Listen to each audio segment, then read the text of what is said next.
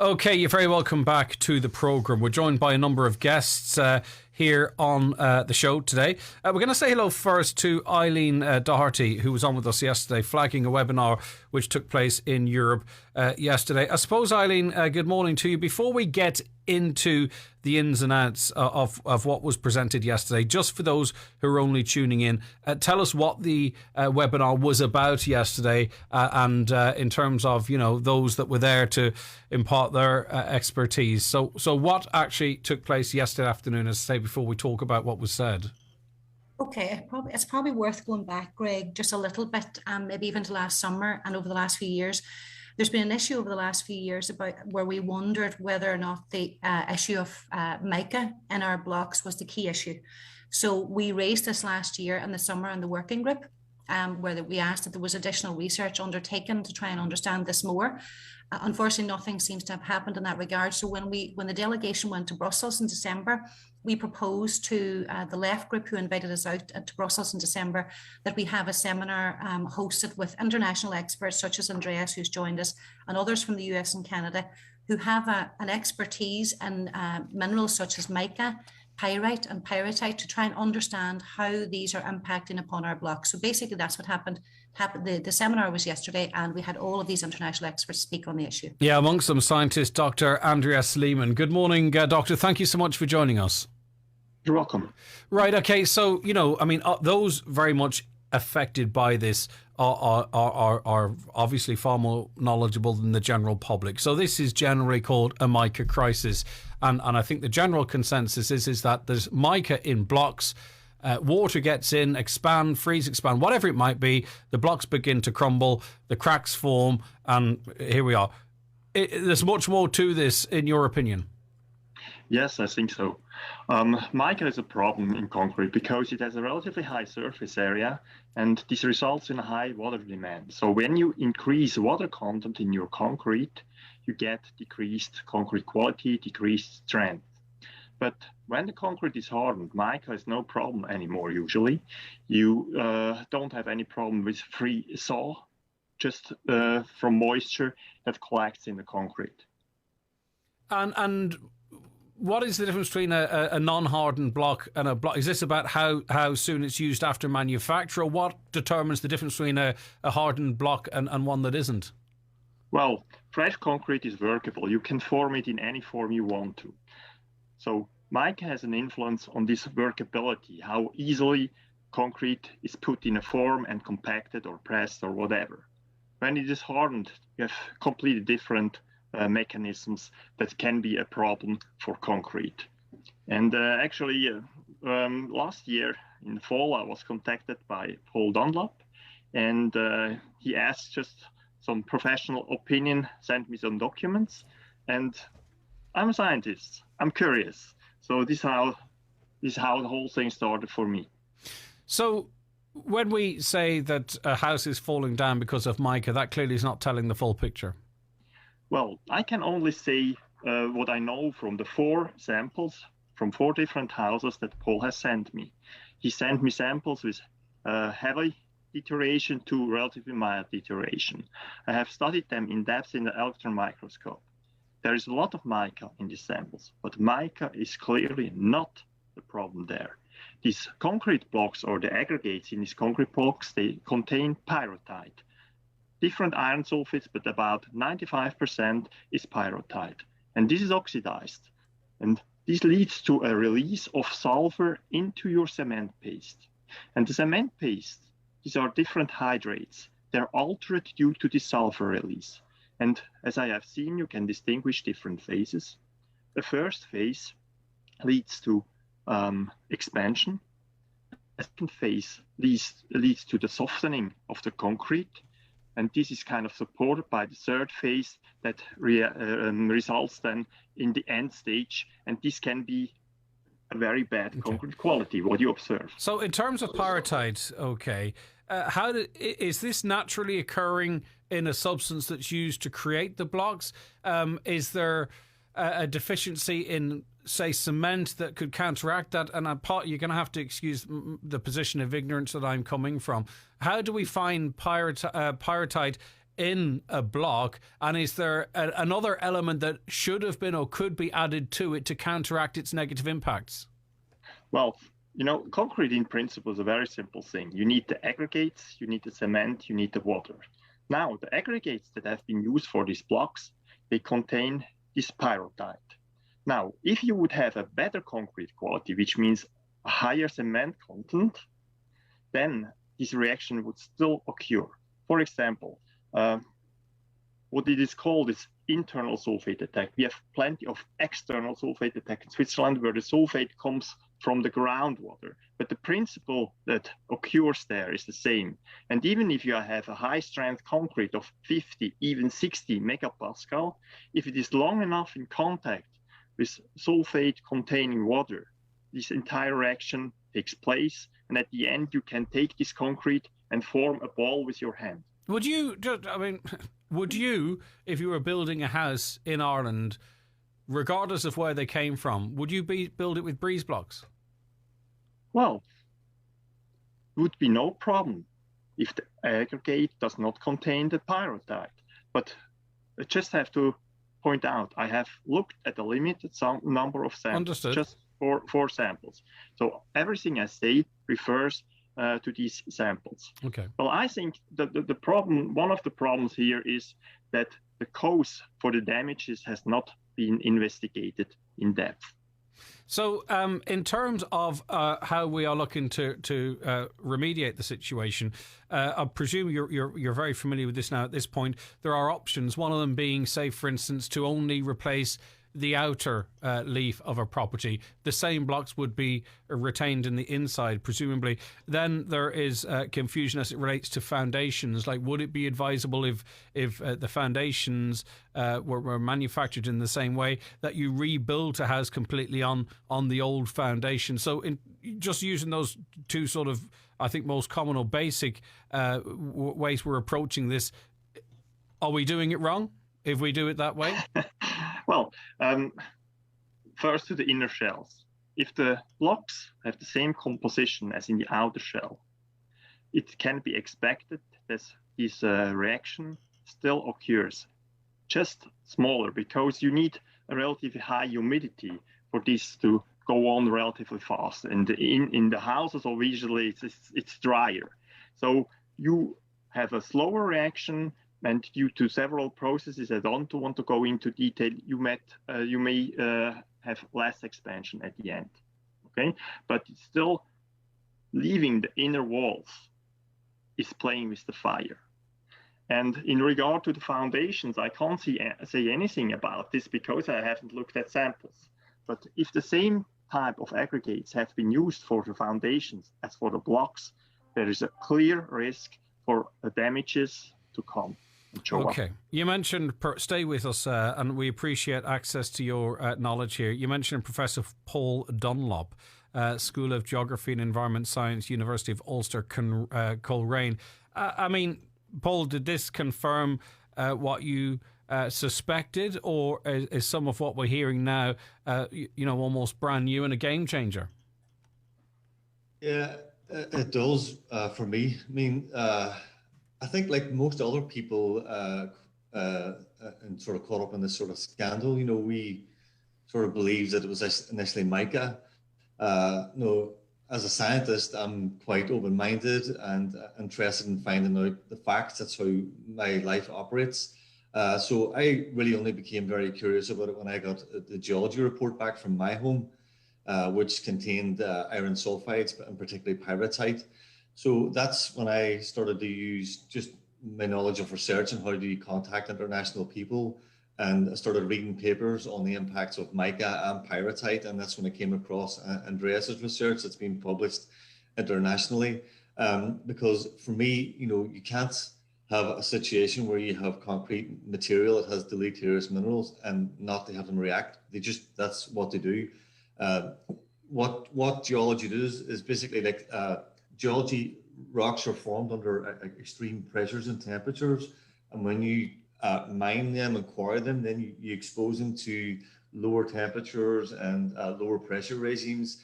and rock minerals will always react to try and gain equilibrium with their surroundings, new physical and chemical reactions. So when I seen my report and then heard reports from other people that this iron sulfide was a problem, I thought, this really has to be looked at in detail by someone who is an expert in the field. So that's why we reached out to people like Andreas and also Benoit Fournier and Kay Wiley over in Yukon as well, because these guys have been researching the impacts of pyrrhotite internationally for years now. Okay. And, you know, one of the things that we need to have real proper scientific understanding of the impacts of iron sulfides in blocks. Well, I think anyone affected by this or with an interest in it now will then want to know what this actually means. And I'm going to bring Eileen back in. Actually, maybe, Eileen, I might ask you this question, if that's okay. So if someone's going through the process at the moment now, if they're getting bores taken and that's being sent away, like, is our whole approach at the moment completely flawed, or does it need tweaking? Like, in other words, how we're assessing and dealing with these problems, do we need to rip up what's there and look at this again, or does it require expansion and tweaking? Because, as I say, people listening to this, it's incredibly technical, might wonder, well, how does this affect me? Okay, I mean, that's a complex, I suppose, question in one sense, Greg, but effectively, again, going back to the working group, one of the key things that we presented to the working group last summer was an urgent need to review the IS 465, which is how our homes are assessed and how engineers come up with the remediation or the fix. We said to them at the time, we were starting to be aware about pyrrhotite and pyrite being found in the blocks as well as mica, and that really isn't reflected in the protocol. So we last summer said it was an urgent issue that needed addressed. That is part of the process for the revision of the enhanced scheme, as far as we understand. But the one thing that I think is really important to state is that we raised this last summer. We gave the working group officials in the Department of Housing the details of these experts and asked them to reach out to them last summer. To our knowledge, that has never happened. And it's very sad, in a sense, that myself, Paul, and others who organised the conference and the left group, that really it's taken lay people like us to start this conversation. This should have been had and instigated at government level. This is so important. We're talking billions of euro, and we potentially, or the government is potentially getting it wrong. So what I'm saying is really it's about getting the IS 465 to reflect the knowledge that we now have and that is shared by this group. Again, though, just to break it down, and it's really for me, what are the consequences of us not changing our approach? Is it that houses are missed, that we're wasting money fixing them wrong? Like, what are the consequences of if we continue down the path we are going now? What do we miss? Okay, the one thing to say is that Andreas has already stated that he's based his findings on a small sample, but he's looking to do additionals. But assuming the same findings were found in a larger sample, what we're saying is that the potential is that the remediation option, the fix that is recommended in the case of each of these homeowners, may be the wrong one. That's the problem. So we need to ensure. Yeah. I think I just want to chip on one thing because it's important. It's an open conversation. Come in as you wish. Yeah. You know, we're focusing here on pyrrhotite. Not every homeowner who's been tested under this regime may have this mineral. That's true. You know, so it's important. It's important for people not to panic and to go and maybe have a conversation with their engineer and they maybe review their geological reports. You know, just. But are all of those engineers on board with with what we're talking about now? Do you think? Probably not, Greg, if I'm honest. Like, I mean, that's the problem, because then a homeowner doesn't want to be alarmed. They could speak to one individual who might go, listen, I'm not buying, with all due respect, Andreas, I'm not buying what Dr. Leeman is saying. And then it almost gets even more confusing and convoluted. That's why the government has to take a lead on this then, doesn't it? It's why the IS 465 has got to be revised, and then all of the engineers get trained on the new revised protocol. The government have got to take a lead, and they definitely have been asleep at the wheel in this case. I mean, I would reiterate that. I mean, this independent science that we've initiated, and we heard from really top experts yesterday in the field. I mean, pyrrhotite has clear implications for how concrete decays. And it is not part of the existing protocol. We're not testing for that at the moment. They're not. Well, it actually comes back in your geology report, but it doesn't really form, from what I understand, the decisions that are made by IS 465. So, you know, all we're asking for is a revision. I don't think it needs to be scrapped, but it just needs to be revised so that IS 465 takes into consideration all minerals that can impact on the concrete. And it has to be informed by science. I just want to, you know, the scientific process is very flexible, Greg.